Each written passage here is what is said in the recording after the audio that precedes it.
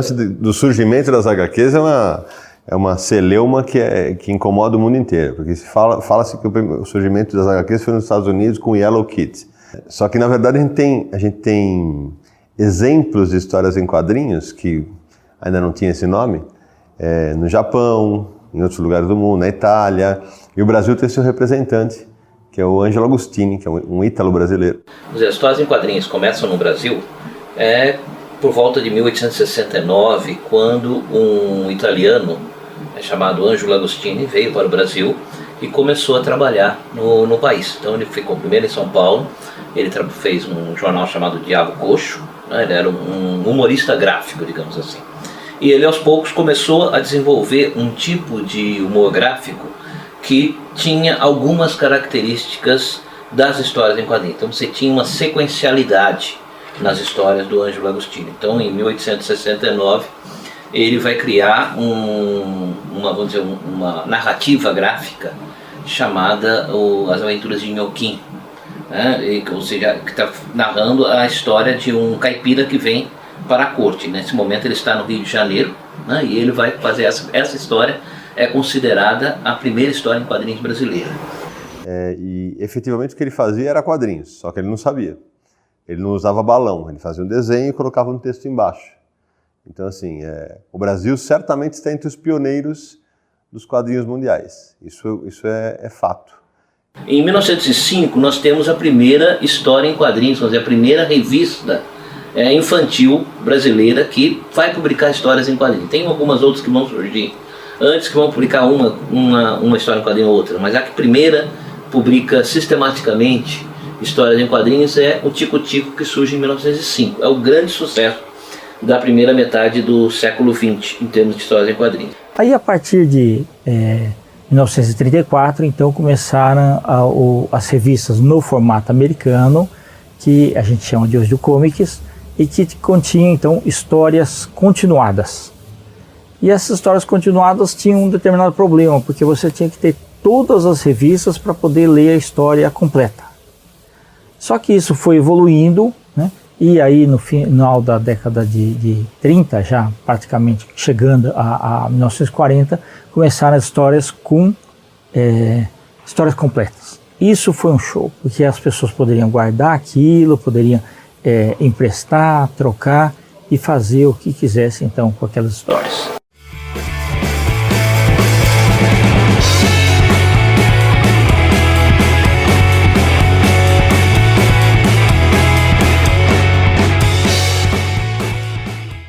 Inicialmente, na década no século XIX, o público era basicamente o adulto, né?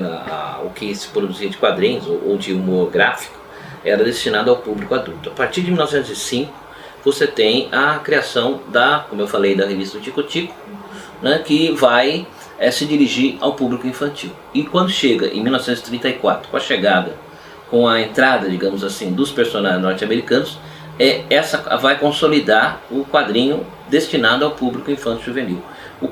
O público adulto só vai aparecer na produção brasileira a partir da década de 70, 80. Daí a gente vai ter uma preocupação com o público adulto, um outro tipo de quadrinhos. Muita gente lembra imediatamente, quando se fala de quadrinho nacional, da Turma da Mônica, do Maurício de Souza. Só que a gente tem que lembrar também que antes de você ter o Maurício de Souza fazendo o trabalho maravilhoso que ele fez com a Turma da Mônica, nós tivemos uma participação muito grande do quadrinho na parte política. E se você for lembrar de momentos específicos da história brasileira, você vai ter o Enfio, que foi uma pessoa essencial para o quadrinho, como se dizer, independente brasileiro. Você tem o Pasquim, que além de ser um jornal, que foi um veículo importante para a comunicação, ele também foi o berço onde muito do quadrinho nacional hoje foi criado. E o que não foi criado naquela época acabou influenciando o quadrinho que você tem hoje independente, o de sátira, o de tiras e vários outros. No começo, os desenhos eram feitos para os adultos, porque na verdade eles tinham um quê de charge, de cartoon político. Então os adultos é quem liam o material nos jornais e que ou seja, as histórias eram feitas para eles. Aí, com o tempo, com o desenvolvimento da mídia, aí sim, o quadrinho começa a ser veiculado, ser produzido para um público infantil e como hoje é feito para qualquer tipo de público. As histórias em quadrinhos, elas conquistam todos os públicos, basicamente. Quer dizer, as histórias em quadrinhos, elas têm uma forma narrativa que nenhum outro meio tem igual, né? Você tem, por um lado, você tem uma parte da história que é contada pela imagem, pela figura desenhada. Outra parte da história que é contada pelo texto. E uma terceira parte da história que é contada pela junção dos dois. Quer dizer, um vai complementando o outro. E diria que teria ainda uma outra parte da história que é contada no espaço entre um quadrinho e outro. Então é uma forma de narrar que nenhum outro meio tem. Eu brinco que é missão de todo leitor de quadrinhos um trabalho de formiguinha que olha, quando eu falo, quadrinho é coisa de criança, eu falo, reticências, também de criança. É igualzinho ao cinema. Tem cinema para criança, de aventura, erótico, pornográfico, documentário, de terror. Quadrinho tem igualzinho. Só que a gente forma o leitor na infância. E depois a gente continua fazendo produtos para as várias idades.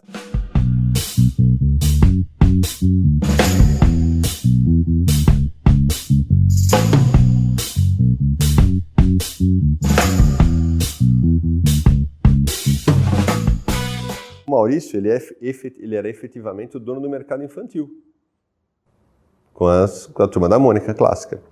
A partir dos anos 90, até os anos 90, a infância ia até os 14 anos. Aos 14 anos, a molecada falava, não, agora eu sou adolescente. Só que nos anos 90 surgiram TV a cabo, internet, os canais exclusivos para criança. Aí começou o gibi, que era muito lido nos ônibus e metrôs, passou a ser substituído por Walkman, depois iPod, iPhone, aí se eu te pego, tudo que foi... Bom, eles começou a ter concorrentes que não eram quadrinhos. O que aconteceu, a infância diminuiu. Hoje, com 10 anos, uma criança fala que é pré-adolescente. E aí parou de ler. E o Maurício perdeu público. E se o Maurício perdeu público, o mercado de quadrinhos perdeu público, porque a maioria dos leitores parava de ler quadrinho, ponto. Aí o Maurício teve uma sacada de lançar a Turma da Mônica Jovem. Resgatou o público infanto e juvenil. Isso foi em 2008. No ano seguinte, ele faria 50 anos de carreira. Aí eu cheguei para ele e falei, Maurício, eu estou com uma ideia meio ousada aqui, quero saber o que você acha. Todo aniversário de data redondas, Maurício 30 anos, Mônica 40 anos, a gente faz uma edição, a gente compila histórias clássicas do Maurício e dos personagens. Eu falei, dessa vez eu queria fazer algo diferente, eu queria que outros autores do mercado desenhassem seus personagens. Aí ele fez assim, ele deu uma debruçadinha na cadeira assim para trás, jogou para trás assim, voltou e falou, você vai cuidar bem dos meus filhos? Eu falei, eu vou cuidar como se fossem meus. Eu falei, eu vou editar o material, eu vou escolher os 50 caras, eu falei, são 50, um para cada um da sua carreira, Maurício. Um para cada um, e cada um vai fazer o personagem que quiser e eu vou editar. O projeto Graphic MSP vem daquele livro MSP 50, que 50 desenhistas fizeram histórias do Maurício, que era em homenagem aos 50 anos de profissão do Maurício. E eu fiz uma das histórias, e calhou justamente quando eu estava começando a fazer quadrinho. Eu sempre fiz charge, cartoon, e eu estava começando a fazer quadrinho, estava publicando a Có, e fiz uma história de 2 páginas para o álbum, e esse álbum foi um sucesso, né? Vendeu muito. E pela primeira vez lá dentro da Maurício de Souza, eles enxergaram que era possível você fazer os gibis do Maurício com outros traços, né? Eu participei do segundo, e o trabalho com o Sidão foi super tranquilo, ele gostou do resultado, ficou feliz. Eu fiz uma história de 5 páginas com o Penadinho. E aí, eu acho que aí eu entrei numa lista de possíveis autores para ele trabalhar, porque nesse projeto, né, ele entrou em contato com 150 autores brasileiros de quadrinhos. Quer dizer, ele teve um conhecimento muito grande do que tinha de gente fazendo quadrinho, de gente, qual era a entrega das pessoas, processo, tudo mais. E acho que ele curtiu o trabalho que eu fiz. Uma evolução natural desse projeto foi a Graphic MSP. Então ele falou assim, bom, deu certo a gente emprestar os personagens do Maurício para os autores trabalharem em histórias curtas. Mas se a gente pegasse esses mesmos personagens e entregasse para os autores trabalharem em histórias longas, em um álbum fechado, uma história grande fechada. E aí veio o convite, né? Então o Sidney me convidou para um evento lá, e eu fui, e aí no meio ele falou assim, e se eu te chamasse para você fazer o Astronauta do Maurício de Souza num álbum com 70 páginas? E aí um dia ele me ligou e falou, pô, eu preciso de um argumento para a história, né? Aí eu falei, que história? Ele falou, a história do Chico Bento, né? Aí eu falei, pô, claro, tal, vamos lá. Então foi uma coisa meio gradual. A própria escolha do personagem, eu também, totalmente por acaso, foi o único que escolhi. Porque quando ele falou, ele olhou pra mim e falou, quem você faria? Aí eu falei, putz, eu acho que eu faria o Chico Bento, né? Eu sou de Bauru, faria o Chico Bento. Aí eu falei, não, melhor, faria o Chico Bento e o Pelezinho em Bauru. Aí ele falou, não, um só. Ele falou, não, mas Chico Bento pode funcionar pra você. Como tem a história do humor, o Chico, as histórias são bem humoradas e tal. Ele acabou gostando da ideia. Eu acho que se ele parasse pra pensar que personagem ele ia escolher pra mim, ele iria escolher o Chico. Então, uma das minhas orientações para os autores, desde o MSP 50, é o seguinte, ó, esse produto evidentemente, o foco dele, até pelo preço, pelo formato, é o leitor infanto, juvenil, adulto, ponto. Só que, isso eu aprendi também na prática, não importa o produto que você fizer, se tiver Maurício, uma criança vai pegar. Então, assim, eu posso ter na HQ um teor adulto, pode ter pancadaria e tal, mas eu não vou mostrar um cérebro sendo aberto. Eu não vou mostrar uma cena de sexo, assim, você pode sugerir um monte de coisa, mas eu não posso escancarar. Então, assim, a ideia é fazer um quadrinho que atinja todas as idades. A gente faz um produto infantil, juvenil, adulto, e que uma criança pode ler sem nenhum problema. Ah, mas a criança vai compreender na plenitude da história? Não vai. E basicamente é o seguinte, se você põe a marca do Maurício Souza em alguma coisa, se você está falando de Turma da Mônica, Penadinho, ou Astronauta, ou o que seja, invariavelmente uma hora isso vai chegar na mão de uma criança, né? Por mais que você ponha um aviso na capa, é um material adulto ou não é um material adulto, não sei, uma hora um pai vai botar isso na mão de uma criança. Eu acho até que talvez das graphics, a minha seja a que leva mais tem uma pegada um pouco mais adulta e conta num tema mais adulto, que é solidão. Então eu acho que talvez ali, apesar de toda a história de ficção científica, é uma história de solidão. Eu saí com o Magnetar com traço adulto, com uma pegada de ficção científica. Cara, um personagem do Maurício enlouquece e quase morre na história. Falei, como assim? O pessoal ficou, mas pode isso? Pode, desde que você saiba como fazer. A escolha pelo Danilo Beruti surgiu porque assim, e aí no projeto todo eu escolho quem vai fazer e eu escolho o personagem. Falo, ó, eu tenho o personagem tal, você quer? É sim ou sim, porque se não quiser eu passo para outro. E eu já escolho de acordo com a característica de cada autor. O Danilo é um cara que transita muito bem nos mercados de terror e ficção. Se eu tivesse criado um personagem, coisa que eu já fiz, não teria a vitrine que tem você pegar e adaptar um personagem de Maurício de Souza. Então, quer dizer, no dia que foram anunciados os projetos, essa notícia foi capa em sites tipo UOL. Eles ficam na capa dependendo da quantidade de acessos. Então é uma vitrine fantástica para o autor trabalhar, né? Então, de repente, é uma notícia de verdade, né? Não é uma notícia do meio de quadrinhos, vira uma notícia que as pessoas ficam interessadas porque você está mexendo numa coisa que é praticamente um patrimônio brasileiro.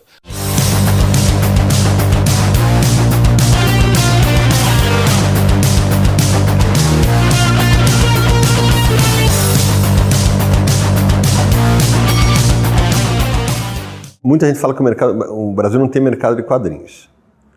Discordo. O Maurício é um mercado sozinho. Ponto. Porque 3 milhões de gibi por mês é um mercado sozinho.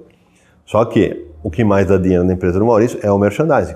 Em qualquer lugar do mundo. Publicidade dá mais dinheiro que jornalismo, do que é tudo publicidade. O mercado brasileiro, como o mercado brasileiro, ele, fora, né, Mônica, fora a Turma da Mônica, fora Maurício de Souza, ele é um mercado meio que, não vou falar inexistente, mas é um mercado em crescimento, passos de formiga.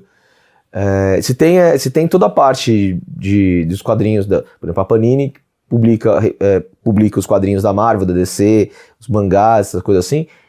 Tudo, não é produção nacional, né? Os caras simplesmente publicam o material que vem de fora. O quadrinhos nacional, como a gente gosta, acaba sendo algo meio alternativo, né? Eu mesmo, o que eu publiquei foi por crowdfunding ou por conta própria, sabe? Tipo, meio colocar a cara a tapa e levar.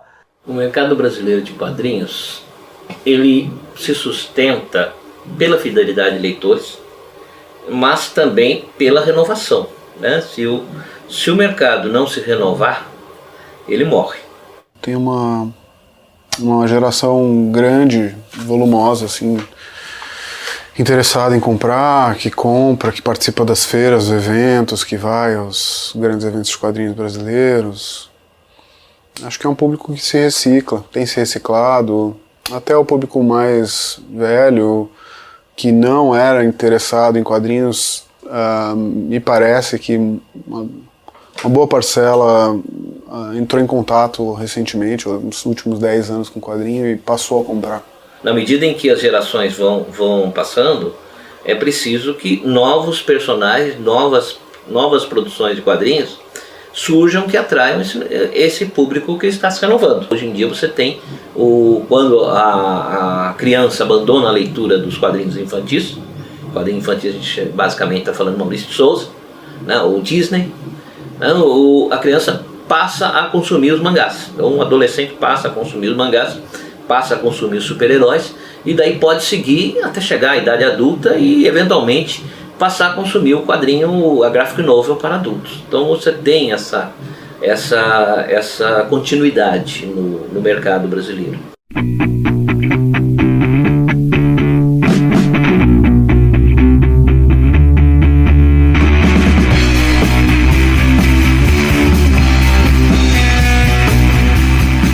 Tanto o público adulto quanto o infantil, acho que o grande foco são boas histórias, né? Acho que boas histórias uma boa história vende. Acho que não importa se é um livro, se é uma HQ, se é uma peça de teatro, um filme. Acho que a boa história é o principal.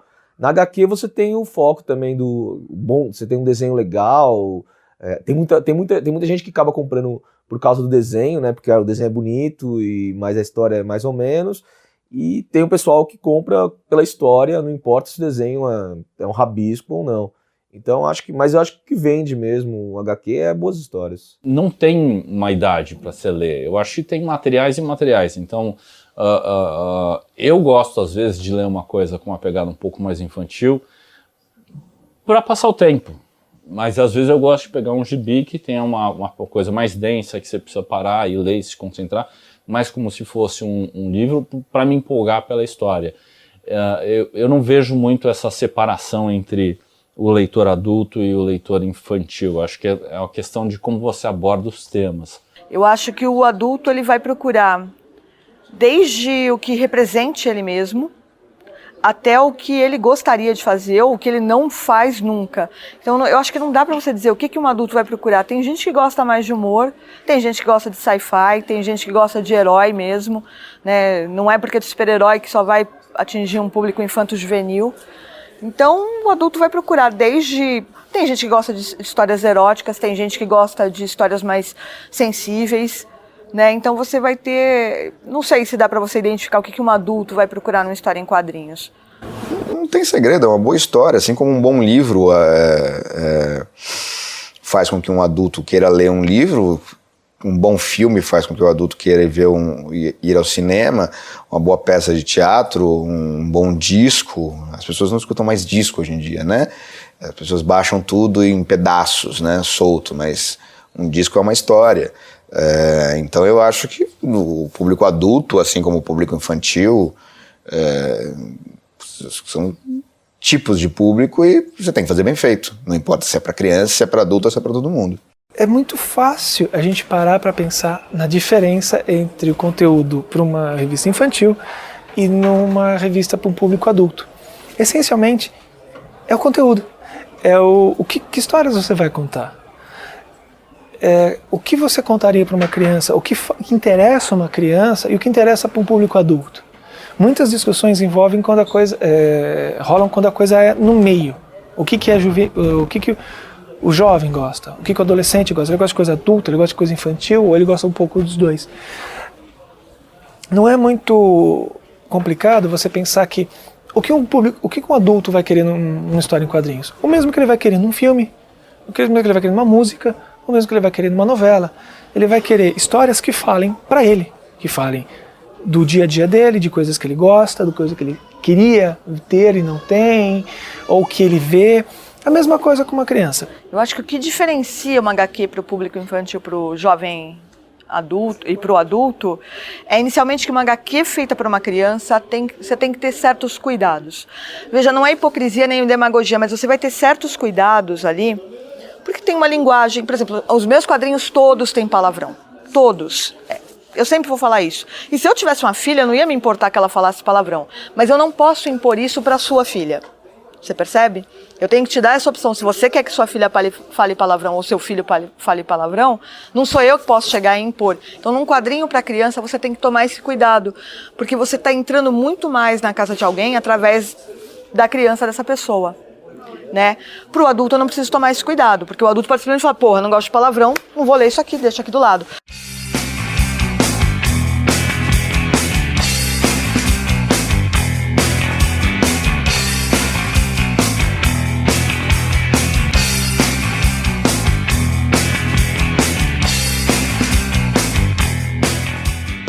Para mim, o que é importante, que está faltando no mercado, é achar essa solução matemática de que formato que dá dinheiro para você poder viver de fazer quadrinhos. Né? Porque para mim é uma atividade que eu faço dividindo com uma atividade profissional, que é trabalhar numa agência de propaganda, onde eu trabalho como ilustrador e como diretor de arte. Eu gostaria muito de poder só fazer quadrinhos, me dedicar só a isso. Então o que falta para mim é justamente essa solução de mercado onde você fala assim, esse é o jeito de fazer e dá para fazer só isso. A gente ainda está buscando isso, né? Conseguir se bancar, né? Conseguir, eu vivo de quadrinhos, eu trabalho só com quadrinhos. Você acaba tendo que diversificar, o pessoal vai para publicidade, faz um trabalhinho aqui, um storyboard, faz ilustração para revista, mas é difícil encontrar alguém que fala assim, não, eu vivo de quadrinhos, pago todas as minhas contas com quadrinhos, principalmente para o mercado nacional. Tem muita gente que faz coisa para fora, e daí sim, o dinheiro é outro, né? Que você recebe em dólar para gastar em real, então é outra coisa. Mas eu acho, para o mercado nacional ainda tá difícil, tem muita gente que acaba tendo que dar aula, acaba diversificando, né? Você acaba pegando outras coisas para fazer para conseguir viver como um quadrinista, né? Mas só como quadrinista eu acho ainda bem difícil. Eu gostaria que existisse o mercado, não é que falta. Para faltar precisa existir. A gente tem um cheiro de mercado, uma coisa muito... Os números grandes do Brasil de vender gibi são 4.000 livros. É o fim do mundo, né? Não existe. Um país de quantos milhões a gente está? 200 e pouquinho? A gente vender 4.000 que você considerar um best-seller mesmo. Assim, a gente tem que assumir que a gente foi derrotado e começar do zero. Eu acredito, vejo um momento legal dos quadrinhos, eu vejo que a gente está numa crescente, você tem títulos novos, autores novos aparecendo, gente fazendo boa coisa, porque não adianta ter um monte de gente fazendo, nossa, tem bastante gente fazendo quadrinho, tudo um lixo. Não, tem muita gente fazendo coisa legal no Brasil. Então, você vê crescer, você vê potencial, eu vejo e acredito isso. O que falta é um reconhecimento de que existe uma quantidade enorme de mulheres trabalhando com HQ, tanto no mainstream, quanto no alternativo, tanto nos Estados Unidos, quanto na Europa, quanto no Brasil. Existe uma quantidade gigantesca de mulheres produzindo HQ e lendo HQ, e isso nem sempre é reconhecido, porque você vai falar com grandes medalhões dos quadrinhos e os caras saem com mulher não lê quadrinho, mulher não faz quadrinho. Falta uma coisa essencial no mercado de quadrinhos hoje em dia, na minha opinião, que é a divulgação. E a culpa não é só das editoras, não é só da imprensa, não é só... vamos dizer que é uma questão cultural. Não se vê quadrinhos como um elemento cultural. Quadrinhos, ele é um produto que é vendido em banca de jornal. Mas não se percebe que elementos dos quadrinhos são importantes para desenvolvimento cultural. Eu gostaria que os desenhistas ainda vivos fossem reintegrados e convidados a desenharem novamente, tá, os últimos trabalhos, que o grande problema que existe é assim, tem muita gente excelente que ainda poderia estar ativa no mercado, só que você tem a seleção das espécies. As editoras só publicam quem está vendendo e não o do restante. E depois faz uma falsa homenagem póstuma. Olha, todo mundo que morre depois fica bom. Mas eu gostaria que enquanto em vida, essas pessoas continuassem trabalhando e mostrando o seu talento. As histórias em quadrinhos, elas podem atingir todos os públicos, elas podem desenvolver temáticas muito profundas, elas podem ser verdadeiras obras de arte na forma como são construídas, né? E eu diria que elas ainda não atingiram, vamos dizer, 20% do seu potencial em termos de realização como um meio narrativo. É isso que eu gostaria de ver nas histórias em quadrinhos.